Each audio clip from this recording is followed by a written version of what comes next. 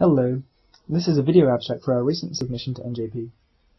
So here we are, Dimitris Angelakis, T Jaksch, Stephen Clark, and myself, T Grujic. Let's start by describing the kinds of structures we mean by resonator arrays. Here's a possible realization in a photonic crystal geometry, where defects in the crystal form localized resonator sites, and photons can coherently tunnel between sites. We can introduce nonlinearities by locally coupling each resonator site with a two-level system, as described by a Jaynes-Cummings interaction. The governing Hamiltonian for the total system here is known as the Jaynes-Cummings Hubbard model, and we note there are several other promising technologies to realize this Hamiltonian, notably those based on circuit QED. Resonator arrays have attracted a lot of attention recently as candidate platforms for realizing strongly correlated many-body states of light, and because of the possibility to use them as quantum simulators for interesting effects. A lot of the first proposals assumed idealized large and lossless arrays, but resonator losses in near-future experiments will likely be significant. The first arrays that are built will be small, and they will require external pumping to overcome losses. So with this in mind, the purpose of our work is twofold.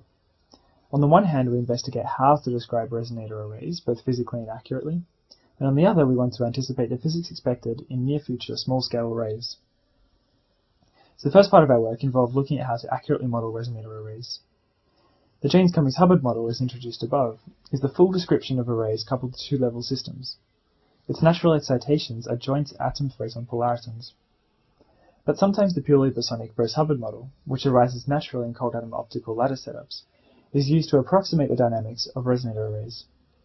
So it's important to know whether making this approximation is a valid thing to do, or whether taking the full description leads to novel effects not captured by the Bose-Hubbard model. So in this work, we compared experimentally accessible observables for resonator arrays described by both models.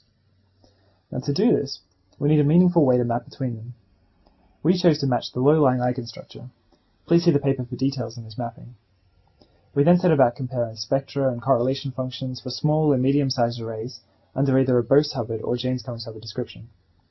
At all times, we assumed experimentally realistic parameters for couplings and loss rates, and we found that in general, there are important differences between the two models, mostly on account of the additional atomic degree of freedom that the full description possesses.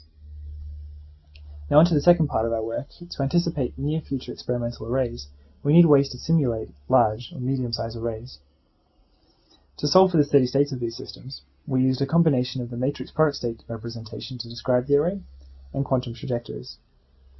We found that this combination is very efficient, as we can average over many independent trajectory realizations, but we can also average over time steps, and in many cases also over lattice sites.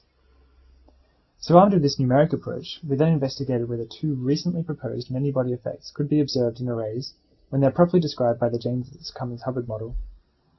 Both of these effects were predicted to occur in purely photonic systems using the Bose-Hubbard approximation.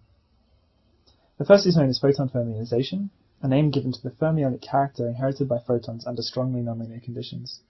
And we also looked at photonic crystallization, which refers to a prediction that photons become glued together in a certain sense, when lasers drive a flow of particles around a lossy array.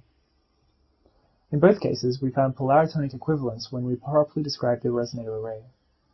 However, there are subtle differences in tunabilities from the purely photonic case. And this reflects our general conclusions in this work, that driven dissipative resonator arrays must be described by the full Jaynes-Cummings Hubbard model to make accurate physical predictions. So thanks for watching, and please feel free to email any questions.